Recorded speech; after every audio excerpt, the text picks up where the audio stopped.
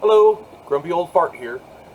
I'm doing a series of videos called Technophobe, and these are essentially technology we really don't need or want. And a lot of it deals with AI and robotics and stuff like that. I don't have a problem with a robot that somebody controls, but number one on the list. Here we go. This is part 3, by the way.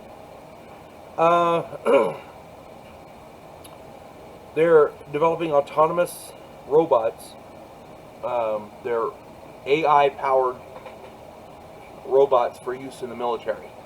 And I talk about this extensively in other videos. That's why I started about this, so I can get it out of the way real quick.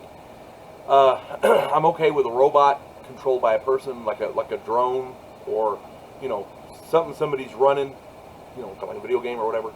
But the human decides when to kill. When you have an artificial intelligence and a robot, a machine, deciding not only when it's okay to kill, but which humans to kill, that's wrong. That's just wrong on so many levels.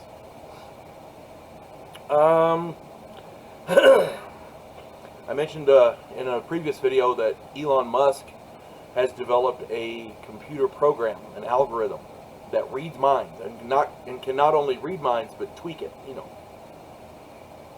mind control. Well, now the DARPA. There's an organization called DARPA, Defense Advanced Research Projects Agency, and what they do is they develop advanced weaponry for the Pentagon, for the military. They're developing thought-controlled weaponry. The soldier thinks, the missile fires. The soldier thinks, the gun fires. Okay. I don't know. That's to me, that's a bit much. If there's safeguards installed, that's I guess it'd be okay. But to me, human beings think too much as it is, and their thoughts are stray. They stray everywhere.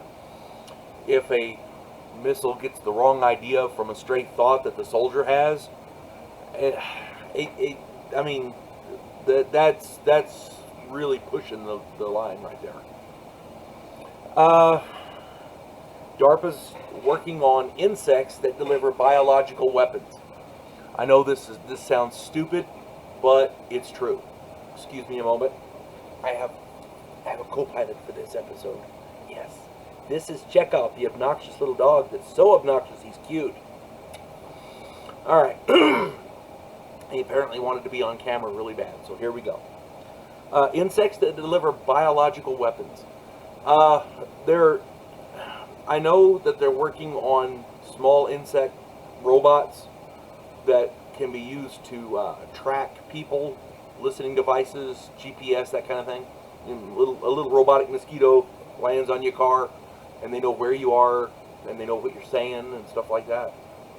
This is a whole different critter. This is mosquitoes and other insects that develop biological weapons for use in warfare. Yeah. Everybody is talking right now because the Russians made a big announcement about hypersonic weapons. For those of you who don't know what that is, it's a missile or a projectile that travels in excess of 5 times the speed of sound, Mach 5 or more. And we don't have an airplane that'll do that, but they want missiles that can, which, At any rate, these things don't have any explosives. They use their speed and kinetic energy to destroy targets. Kind of like a big rail gun. If you don't know what a rail gun is, look at it. It uses magnetic energy to fire projectiles really fast. And you don't need nothing but a ball bearing as a projectile for that. Okay? Essentially, it's like a big musket ball, but using magnetic propulsion to fire it a lot faster. And it's ship-mounted. The idea being it's ship-mounted, things like that, And they're already putting lasers on Navy ships as missile defense weapons, which is cool. They got that. But they're talking about putting nuclear weapons on these hypersonic missiles. So you have a missile that's delivering a nuclear warhead at Mach 5. Yeah.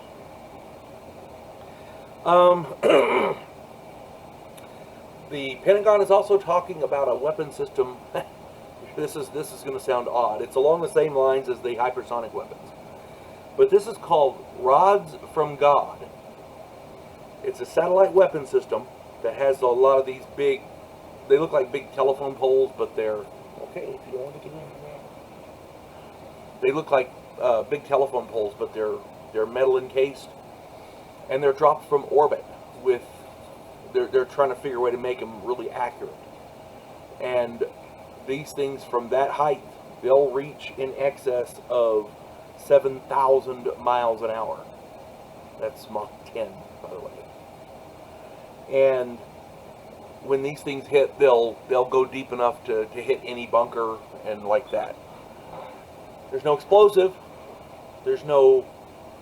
It's just a big metal rod, and they drop it from orbit, and it just tags the crap out of things. It makes a big crater, you know. I know we have a ban on nuclear weapons in space and other systems, but I don't know if this actually violates that treaty, the wording of it. But it's got to violate some kind of spirit of the thing at least. It's just not right. And now, last but definitely not least, because this is a real weapon system. They're not working on it, they've got it. Okay? Thermobaric bombs. Thermobaric is horrifying. It's a 3-stage munition.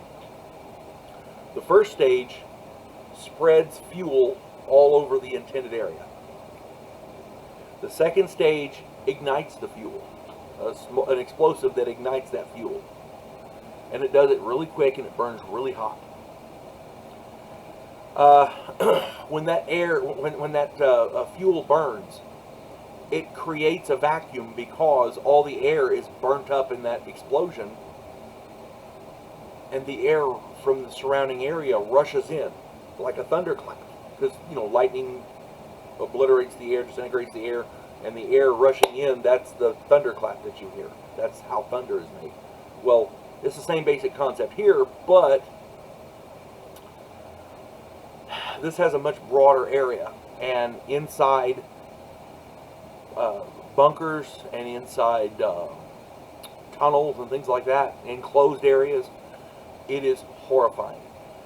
The people who are killed by this, they are simultaneously incinerated as their organs are sucked out through their face.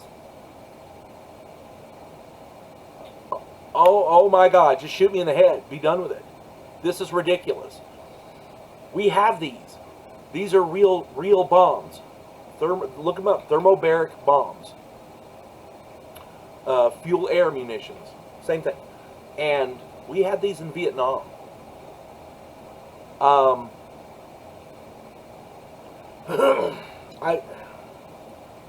And this isn't science fiction. This is real technology that they've made. It's real. We have them.